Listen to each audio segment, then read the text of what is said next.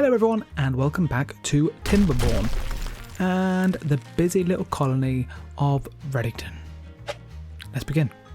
I feel like the colony is at a mid-game stage, so I went back to the origins of this colony and headed over to Reddit, and I asked the Timberborn professionals, what are your best mid-game tips for a beginner?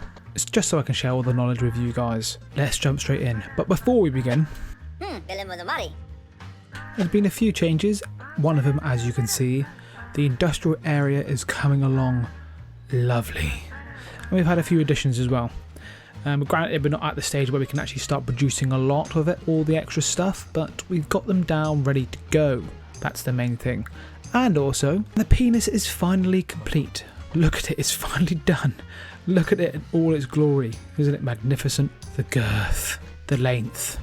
Anyway, so before we continue, I want to just kind of admit something. Basically, I actually started recording this video and my PC crashed about 15-20 minutes into the video recording, so I didn't actually go through much, but you will see soon that I actually started building some of the stuff.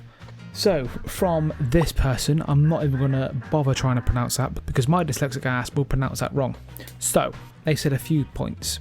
But the first thing is that food and water storage is more than you actually need.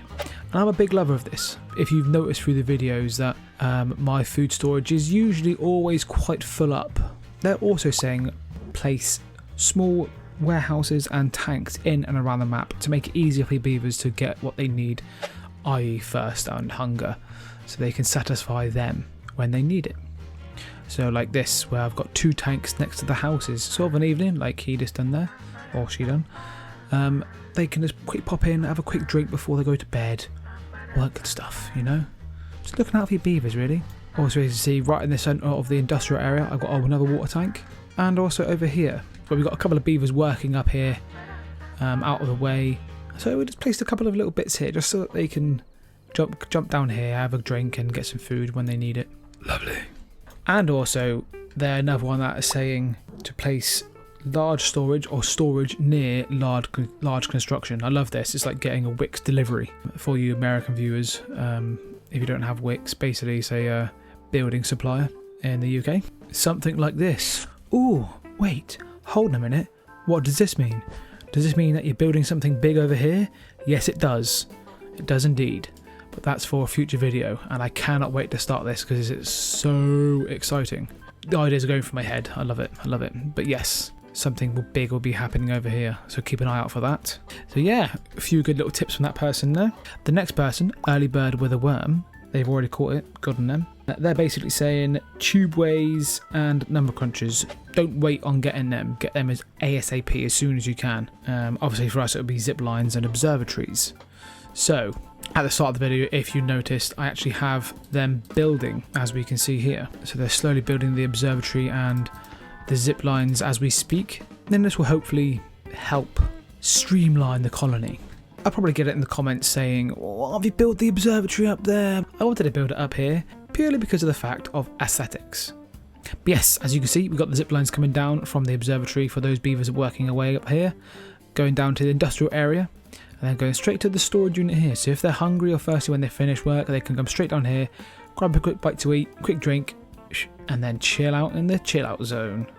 Or their house, either one. That's the same with the industrial area as well. They can just jump straight onto there, or they can come up, grab the stuff they need, jump straight onto there, go straight to the storage unit and store it away. Just added one up here as well, just for the beavers when they're up here building the next mega project. Ooh, what could it be? Damn, boy!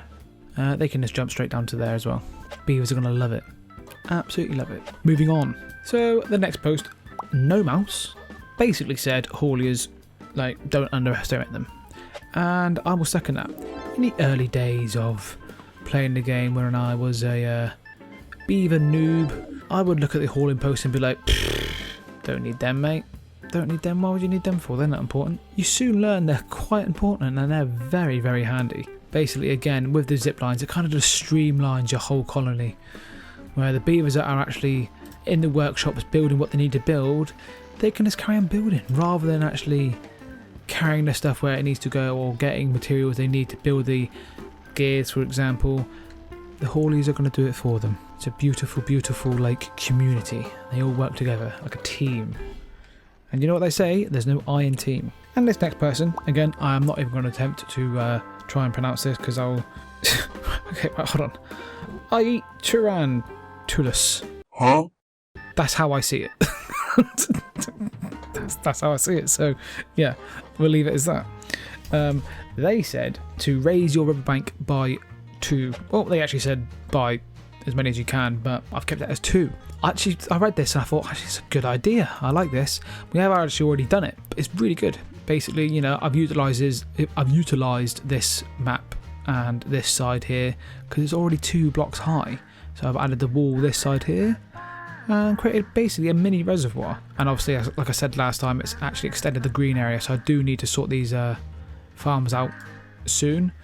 But I mean, looking at the storage, we're in no rush, are we? So yeah, basically the idea of it is you're kind of storing more water in the most important area where the pumps are. Good little tip, love it. But so the next one, by Due Days 5443, they are saying basically you kind of separate your forests. So what they mean by that is, as you can see, the forest of Fangon down here, we're keeping it as oak, purely oak. This is all just pure loggage. While up here, you've noticed we've got 3 different types of trees, but none of them are getting chopped down. Reason being, this one's producing pine sap, this one's chestnuts, and then we have maple syrup as well. They emphasise on getting this down early. The sooner you get this down, the sooner you can actually start collecting those resources. And even if you don't need them for the early stage of the game, you still have them ready to go when you get to that stage when you can start actually using them. So yeah, a good little tip that. And next on the list, by Holiday Honeydew 384, this is more aimed at the Iron Teeth beavers. So not so much the folktales, kind of, I'll come on to that in a second, but they're saying if you can make a backup district, do it. So you obviously want to get a district where you can get the district centre in, with the Iron Teeth, if you haven't played them, you have breeding pods. So you get like 2 or 3 breeding pods at like 95% or 99% complete.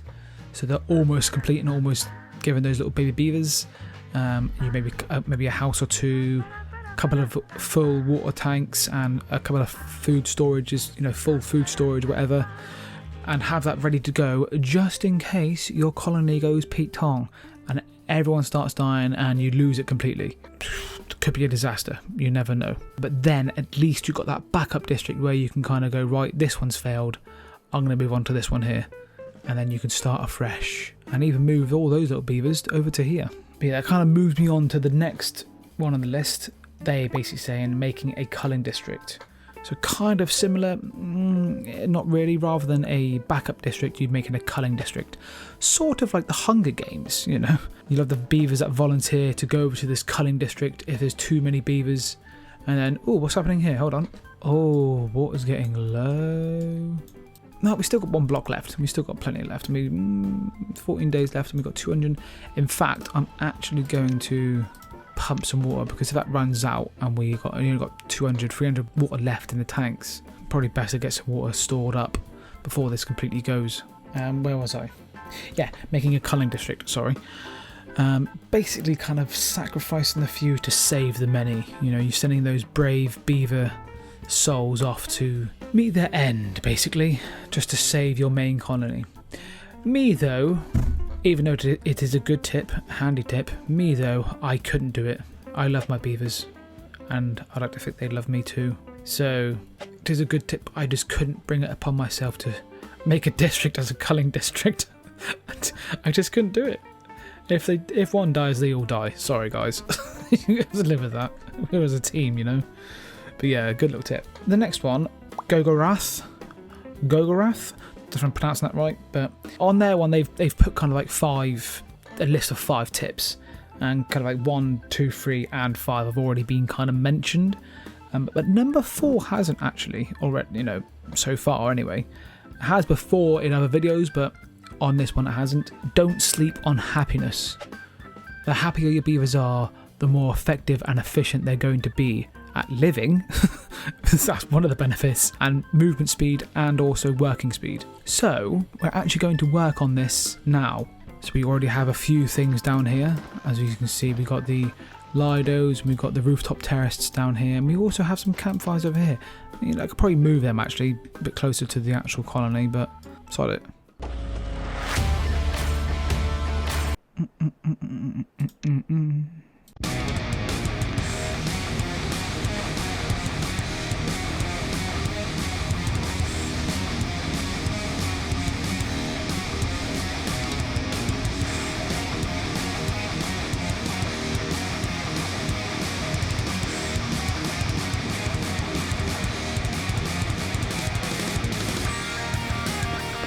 Oh, the observatory is actually finally complete. Look at it. I mean, it just looks better up here, doesn't it? It does just look better up here. Like, you can't deny that.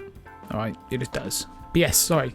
Back to the happiness, sorry. I've added a few of the compilation spots. It took me ages. I don't know why. It took me ages to decide where to put these. And I thought, do you know what? It'd be quite nice down here once the river's flowing and the sound of the babbling brook and the river coming over the dam. I feel like these will be quite a nice little area to actually sit down and just contemplate on life for the beavers, you know. Also, I've installed some of these more medical bays, teeth grindstones. I've added quite a few more lanterns here, there, and everywhere, as you can see. As time kind of goes on, I'll start adding more, like, you know, shrubberies, bushes, and hammocks and stuff like that, just to kind of make the beavers feel more at home and more comfortable, you know. Little things like that. All that will add to the happiness. And so for oh guys, hold on a minute. The water's gone. The reservoir's been emptied. Shit. Okay, so this is actually the last of the water, so it might be worth turning that and that one off. Maybe just keep one on for the time being. I want to keep these farms and everything as green as possible for as long as possible. We've got 8 days left. So on to the next one. MX Mothic said they actually kind of had a few listed up. Spend mid-game focusing on long-term survival. I mean, as you play the game, that's your ultimate goal anyway, so you're going to be doing that regardless. And, wait, I just seen... Look, wait, play. Look at the beavers. Wait, it can go up as well? That changes everything. Tail flapping in the wind. Oh, that's so good. I love that. I love that. Sorry, back to that. So, as you're kind of playing the game, you're going to be obviously aiming towards that long-term survival anyway. And obviously, as the droughts and stuff get longer and longer, you'll start seeing teething problems. So, as we can see here, we know that even though this is a good big-sized reservoir, we're going to need an upgrade. Or upgrade it anyway, at least. They're kind of saying a similar thing, and you know, in the sense of like diversing your food and adding decor and entertainment to kind of raise that happiness of the beavers. That will actually bring this up, and your beavers will work harder, and they'll walk faster, and they will live longer. So that's the whole idea of that. Also, they mentioned about taming and managing the water system. You know, ultimately in this game, if you can master the water, you are the master, and you can win. But yeah, it seems like kind of at this stage in the mid game, quite a few people were mentioning about that beaver happiness.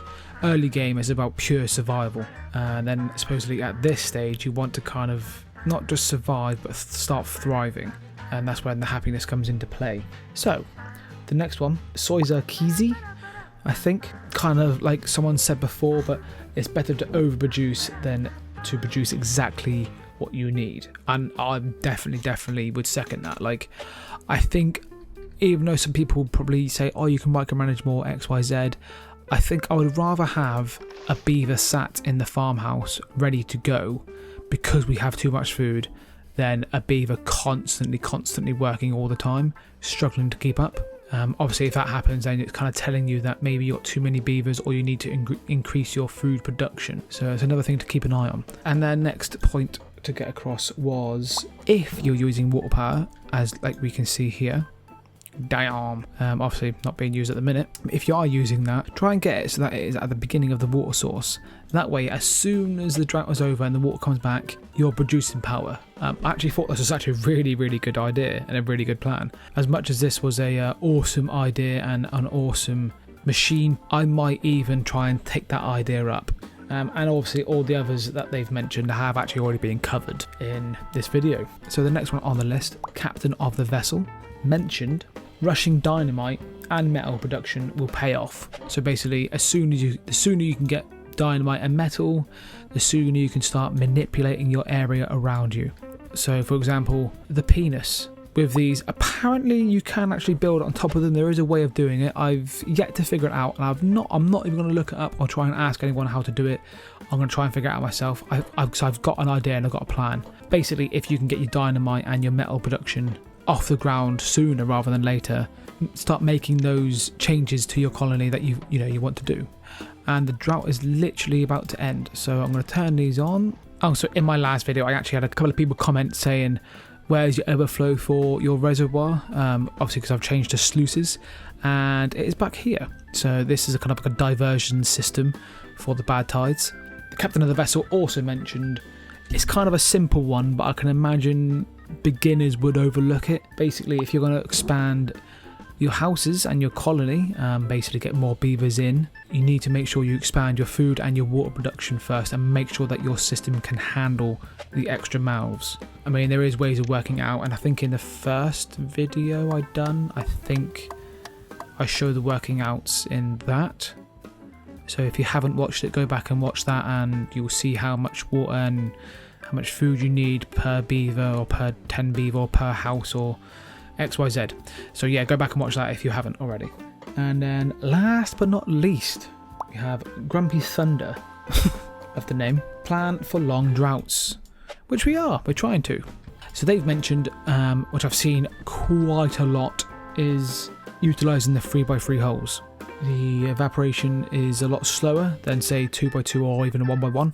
You could always also use a 5x5 levee if you haven't got dynamite. So doing something like that, so you've got 5x5, but then you've got that 3x3 hole in the centre to store water. Then you can use kind of like your fluid dumps and stuff like that to kind of put the water in there and keep it topped up.